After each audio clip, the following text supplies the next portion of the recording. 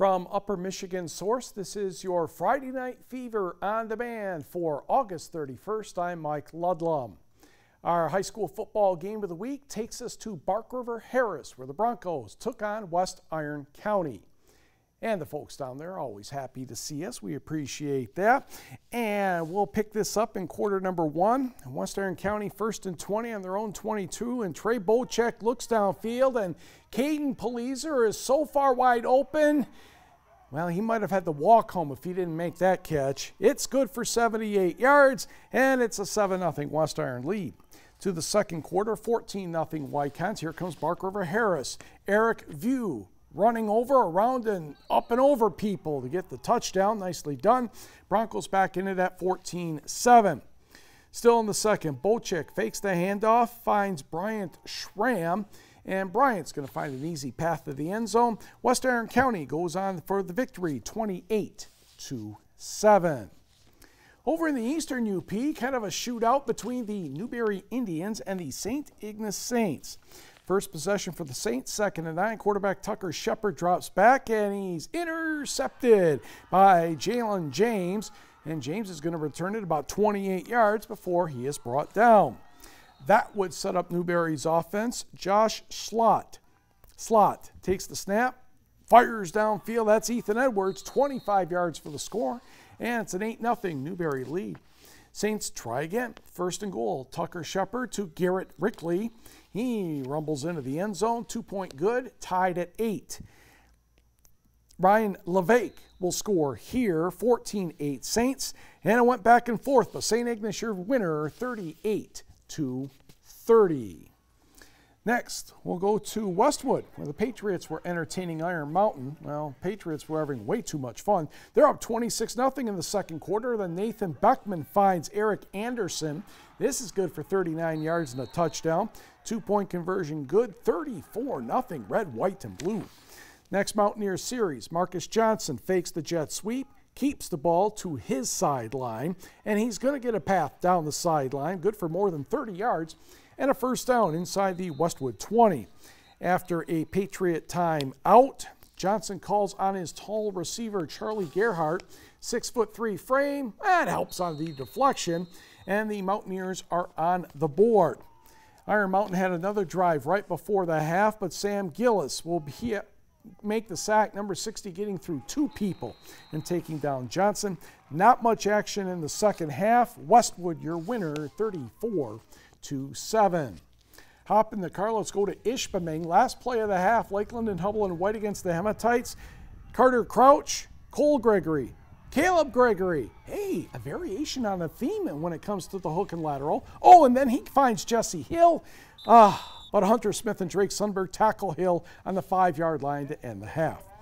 Third quarter for Ishpeming, Gavin Sundberg, who I am told is 20 minutes older than Drake Sundberg, he has plenty of room to run. Carter Crouch looking for the best angle to make the tackle. Nicely done at the 15-yard line after a gain of 65. A couple plays later, Hunter Smith tries to run left. He's going to spin away from a couple defenders. Logan Krulik with a nice block on Crouch, and it's easy from there. 30 yards for the score. Ishpeming in the win column again. 2-0, 38. Lakeland and Hubble, 12. So 38-12, Ishpeming. Let's go to the scoreboard, where we had some rain and weather problems up north, but Hancock goes on to defeat Gogebic 38-6. Norway actually trailed at halftime 8-7, then woke up and beat Munising 34-8. A rough night for a couple teams in the Great Northern Conference. The Ghosts of Kaukauna defeated Menominee 21-0, and Fond du Lac Springs, well, the Ledgers are pretty good again, 35-0 over Kingsford. Alpena edges Sault Ste. Marie 12-6. Another member of the Great Northern Conference, Escanaba. Mo and friends were home taking on Petoskey. First quarter, 3rd and 2, and Jack Schmack would power through. Oomph, lands in the end zone. And it's a 7-0 lead for the Northmen.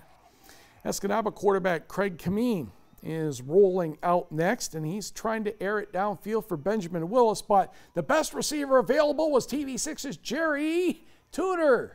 Now, Jerry didn't make the catch either. Petoskey would get a handoff here to Parker Arms, and he's a sergeant at arms on this run. Touchdown, 14-0 Petoskey. Escanaba tried to make a threat at the end of the half. Craig Kameen hit Jared Nash with a nice pass to get to the 15, but that was it. However, the Eskimos came back late in the fourth quarter. Krister Karn, a 57-yard touchdown run in the last 2 minutes. They add the 2-point conversion, and Escanaba sneaks away with a 15-14 victory. Only one game in 8-player football last night. Rudyard defeated Brimley 20-14. Hurley, Midgets are back on the board with a victory over Cameron 42-6. Turning to volleyball, number 1, Minnesota Duluth taking on NMU at the Wildcat Open. First set, Summer Ballard bangs that one off a few people, and the Bulldogs have a 1-0 lead. Short time later, Leticia Atunes keeps it in play. Yep, that looks good to me. It looks right on the line. 3-1 Wildcats. But Sarah Kelly's going to give it right back to NMU in the next play. Duck for cover, please. Right after that, Sarah Keene. And Kelly's block is not successful. Wildcats up 4-2. Rachel Braunschweig would get the ace here. And NMU upends the number 1 team in the country, Minnesota Duluth, 3-1. Now, earlier in the day, Michigan Tech had a chance to take on Minnesota Duluth. And we'll pick up the action first set, first point. Sarah Kelly is going to roof Olivia Gormley, and the Bulldogs had a 1-0 lead.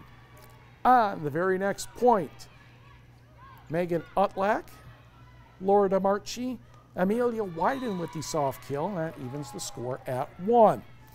Tech gets slightly rejected here, then Rachel Ping, DeMarchi, Olivia Gormley through the block for the kill. Minnesota Duluth coach had a disagreement with the score at one point, and he was just in a great mood. Yippee. Emily Torv will set Abby Thor for the Bulldog kill here. But Michigan Tech set up NMU maybe.